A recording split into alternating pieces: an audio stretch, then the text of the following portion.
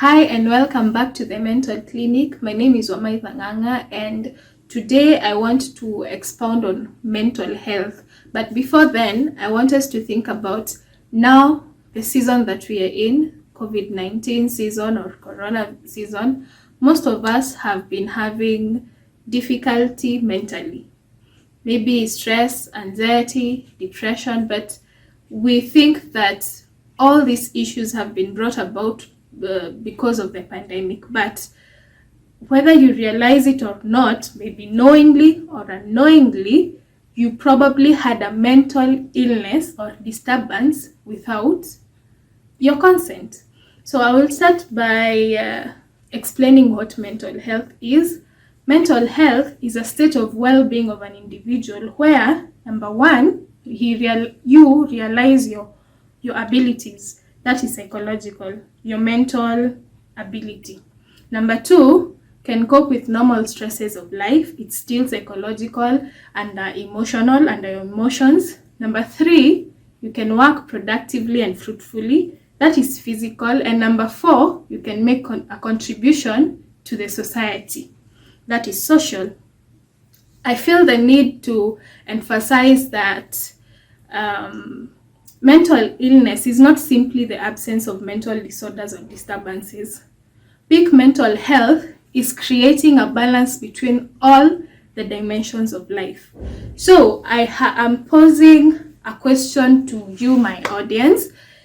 I want you to think about this and you can comment or answer the question at the comment section. Is there a difference between you and a soldier who has been deployed for war or who has come from war? So that brings us to what we call wellness and the wellness wheel. Wellness is simply a state of good health and well-being, whereas the wellness wheel is a visual representation of the concept of wellness, which demonstrates the need to balance, the need for a balance or a well-rounded life. The wellness wheel has 4 dimensions. The first dimension is the physical, the psychological, number 2, the social, number 3, and number 4, the spiritual. I will first start with the psychological dimension. The physical dimension. The physical dimension contains attitudes and behaviors that optimize the functioning of the body. Under the physical dimension, we have physical activity and fitness. How fit are you? How often do you take a jog? How often do you do yoga? How often do you do exercises in the house? Number 2, we have nutrition. What food choices do you make? Do you eat pizza Monday, pizza Tuesday, pizza Wednesday, Thursday, Friday, Saturday, Sunday? What are your food options? How healthy is your food intake? Number 3, there is medical self-care. Medical self-care is simply going for checkups. You don't necessarily have to feel sick, but you can go for full body checkups. This keeps you settled. You know, sometimes we have pains here and there, but we have no idea where they come from. So we decide to postpone going to hospital instead of going to have a full body checkup and be mentally, settled. So it is important to have medical self-care.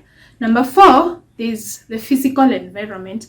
In one of the videos, we are going to talk about the Maslow's hierarchy of needs, where the physical environment comes to the first 2 needs under the Maslow's hierarchy of needs. That is the basic needs and security. With the physical dimension, we have to be aware of the areas that we are living in. Are they safe? Is your house safe? Is your area of work safe? You should be aware of the surrounding. Do you have enough basic needs? Do you have shelter? Do you have food? Do you have clothing? Do you have everything that you need to keep your mind settled. So that is everything to do with physical environment. You can go and check out the Maslow's hierarchy of needs. I will put the link at the description box. You can check out at your free time.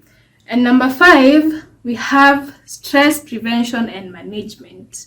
That is a whole other topic that I think most of us want to hear about. I will also have a video concerning the same. Number 6, adequate amounts of sleep. How many hours do you sleep and how many hours do you spend on screens? It is important to optimize the number of hours you spend on your screens and make sure that you sleep at least between 6 to 8 hours. That is the normal sleeping time. The next dimension I want to talk about is the psychological dimension. With the psychological dimension, we have 3 categories. The first category is the mental, the second is the emotional, and the third is the intelligence. I will start with explaining the mental. How do you react to difficulty and adversity in an optimistic manner? Basically, during hard times, how do you react? Are you, what is it called? There's something we call overreacting. Do you overreact in every situation instead of keeping calm, thinking, deciding, knowing what to do, deciding what to do? It's important that you keep your mind open for positivity, adapting a positive attitude so that you can react positively to adversity, accepting your limitations and making the best of your bad situations. Whenever you are in a bad situation, most of the time you will realize, everybody is affected. You'll realize that we tend to look at every negative thing that is happening in our lives. But when we focus on the negative thing or the limitations that we have, it is difficult to become settled. I also have the same issue. So when you want to deal with you want to deal with your psychological wellness, make sure that you deal with every limitation positively. Bring out the good in a bad situation. So the second group under psychological dimension is emotional. The emotional wellness is all about self-image, learning how to manage emotions and not being controlled by your emotions. Whatever you say, whatever you do is not controlled by anger, by sadness, by maybe too much happiness.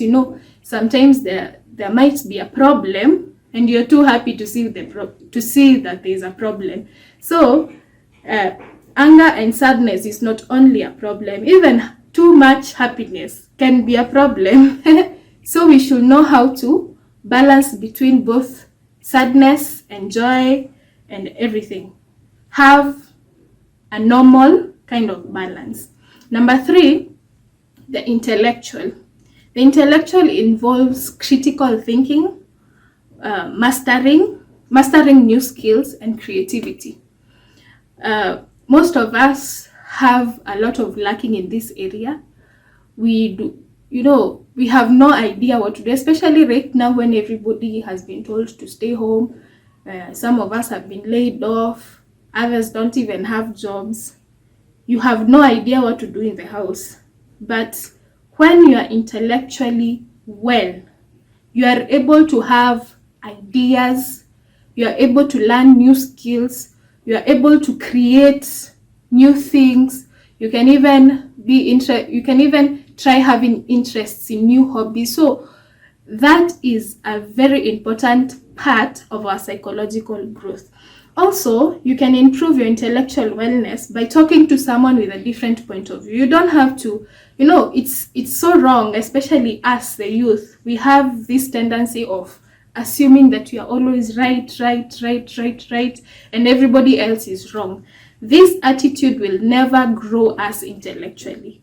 We have to be able to ask questions, ask our older ask the older generation questions that can improve us intellectually. So that is intellectual and the end of our psychological needs.